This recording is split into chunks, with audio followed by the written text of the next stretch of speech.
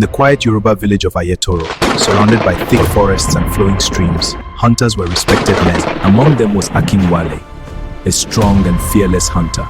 Known for his sharp eyes and steady hands, they provided meat for the village and protected the people from wild animals. No animal had ever escaped his arrow, and because of this, he carried pride in his heart like a crown. But beyond the green forest of Ayetoro stood a tall, dark mountain called Okeibi, the Mountain of Shadows. The elders often warned the villagers never to go there.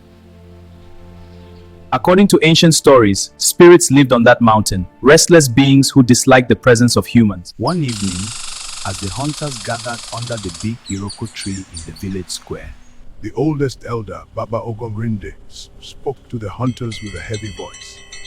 Listen well.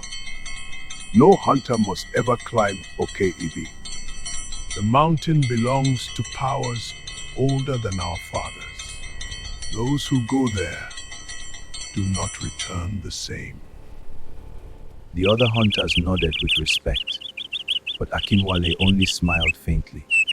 Akinwale says, how can a mountain scare a man? If animals live there, I will hunt them. Not far away appears an old woman known as Iya Awo, a spiritual woman who understood the language of spirits. Overheard, she walked slowly to Akinwale and looked straight into his eyes. The woman says, "My son, the spirits of Okeibi do not welcome proud hunters.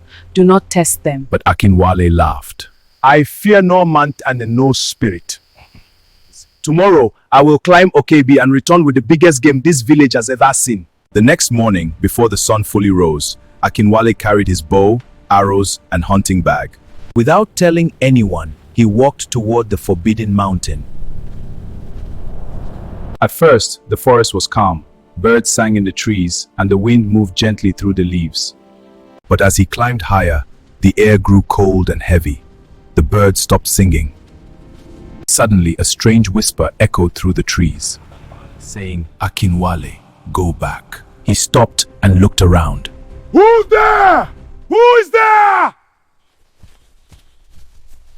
No one answered. Soon after, he saw a large antelope standing still between the trees looking at him. Its horns were long and beautiful, the kind any hunter would dream of bringing home. Akinwale smiled and quickly aimed his arrow at the antelope.